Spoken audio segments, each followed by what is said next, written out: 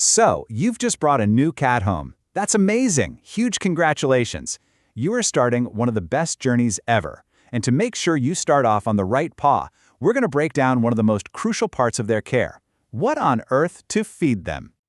Okay, first things first, let's try to see the world from their perspective. Imagine being them for a second. Coming into a new home is, well, it's terrifying. Everything is new and strange. If we can get a handle on that stress, we can make choices that make them feel safe and secure right away. And here's the kicker. The absolute best thing you can do at first is nothing at all. All right, here's what we're going to cover. We'll kick things off with those super important first few weeks. Then, we'll get into what a cat's diet should actually look like. After that, we'll help you figure out how to choose the right food and wrap up by solving some of those common feeding headaches. Okay, let's dive right into Section 1, easing them into their new life. Look, those first couple of weeks are all about making them feel safe and setting up a routine. This is not the time to get fancy with their food. Seriously, it's all about keeping things stable. I can't stress this enough. For the first 2 weeks, you need to feed your cat the exact same food they were eating before they came to you. I don't care if it came from a shelter, a breeder, wherever. This is their one piece of normal in a totally alien world. The last thing you want to do is pile a tummy ache on top of all that anxiety. Okay, so once those 2 weeks are up and everyone's feeling a bit more settled, then you can think about switching their food. But you have to go slow, like really slow. A sudden change can just wreck their digestive system. Just follow this easy plan, over a week or 10 days, gradually mixing in the new stuff. And keep an eye on the litter box. If things look off, just slow it down even more. All right, your cat is finally feeling at home. Now for the big question. What is the right food to switch them to? To figure that out, we've got to go way back. We need to understand what these little carnivores are actually built to eat. This right here, this is probably the single most important thing you need to know about feeding your cat. They are obligate carnivores. It's a fancy term that means one simple thing. They must eat meat to survive. It's not a choice. Your cute little fluff ball is deep down a hunter, and their body is still wired to eat a diet of, well, mice and birds, basically. And this chart just lays it all out perfectly. Look at that. Their ideal meal is mostly protein and a good amount of fat. And carbs? Almost none. See, carbs are cheap, so they're often used as fillers in cat food. But a cat's body literally has no use for them. They just can't process them well.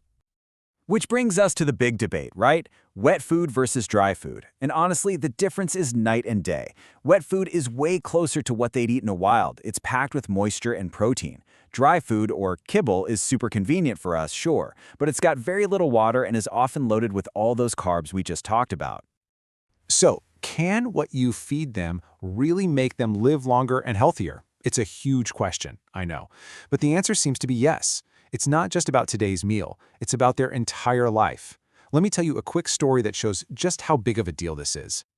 So, the author of our source material tells the story about a cat named Mimi. The shelter paper said she was 12 years old, but when you looked at her, she had the energy, the clear eyes, the glossy coat of a 5-year-old. It was amazing. And her secret? She'd been fed nothing but wet food her entire life. It's stories like that, real-world proof that hit home way harder than a scientific paper ever could. Okay, so you're on board. Wet food it is. High protein, low carbs. Got it.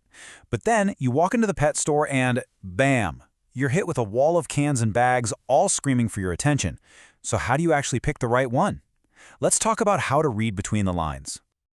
Here's the #1 rule. Ignore everything on the front of the package. All that pretty marketing means nothing. Flip it over and look at the ingredient list. That's where the truth is. The first ingredient is the most important one. You want to see a specific meat like chicken or salmon or turkey. If you see vague stuff like meat byproducts or a bunch of chemical names you can't pronounce, just put it back on the shelf. But wait, it gets even more interesting. It's not just about what's in the food. It's about who makes it. Think about it. A small, family-owned company is probably in it for the love of pets.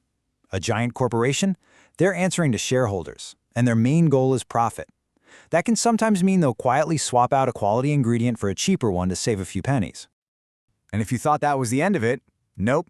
This gets even trickier, because even if you pick the perfect brand, the perfect flavor, you can get a totally different product depending on where you buy it. Here's how it works. A lot of these big companies have different quality levels for the same exact food. The really good batches, the freshest stuff, they send those to the specialty pet stores. The, let's say, less good batches, those often end up at big box discount stores. So if your cat all of a sudden hates their favorite food and you just bought it from a new place, that's probably why. They're not being picky. They can actually smell that it's not the good stuff. Okay, let's get into our last section. This is all about troubleshooting. What do you do when things go wrong? Because even with the best food, you can still run into issues. From a cat who's packing on the pounds to one who suddenly decides to go on a hunger strike. So how can you tell if your cat's at a healthy weight? I mean, with all that fluff, it can be tough. Here's a super simple test you can do right now. Gently feel their ribs. If it feels like the back of your hand, where you can feel the bones but they're not sharp, that's perfect. If it feels more like the palm of your hand, all soft and padded, they're probably carrying a little extra weight. And listen, this isn't about your cat looking good in a swimsuit. This is serious. Being overweight is so hard on their little bodies. It puts them at a much higher risk for things like diabetes and painful arthritis, and it can literally take years off their life. Helping them stay lean isn't being mean. It's one of the most loving things you can possibly do. Okay, this is a scary one for any cat owner. Your cat, who usually gobbles down their food, suddenly won't touch it. It's so easy to just say, oh, they're just being picky. But I need you to hear this. When a cat suddenly stops eating, it is almost never about being picky. It's a massive red flag that something else is going on. Let me tell you about a cat named Poe. He just stopped eating. Turns out it wasn't his food. The vet found he had a silent respiratory infection. He wasn't sneezing or coughing or anything obvious, but the infection completely blocked his sense of smell. And for cats, if they can't smell their food, they won't eat it. A simple course of antibiotics later, and he was back to eating like normal. And this is why it's so important. There's a really dangerous condition called hepatic lipidosis, or fatty liver disease. If a cat, especially an overweight cat, goes without food for even 48 hours, their body goes into panic mode and starts breaking down fat way too fast. Their liver just can't handle it, and it can be fatal. I'll say it again.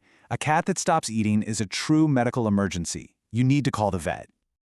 Okay, so let's wrap this all up. What are the big takeaways? Number 1, for the first 2 weeks, stick with their old food, no changes. 2, when you do switch, go slow and aim for a high-protein, high-moisture wet food.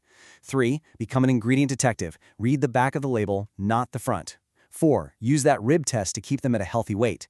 And 5, maybe the most important, if your cat stops eating, it's not pickiness, it's a vet visit. Period. So there you have it. You've got the knowledge now. You know what goes into their bowl and why it matters so much. You're not just a new cat owner anymore. You are their champion, their advocate, and you're totally equipped to give them the amazing, healthy, and long life that they absolutely deserve.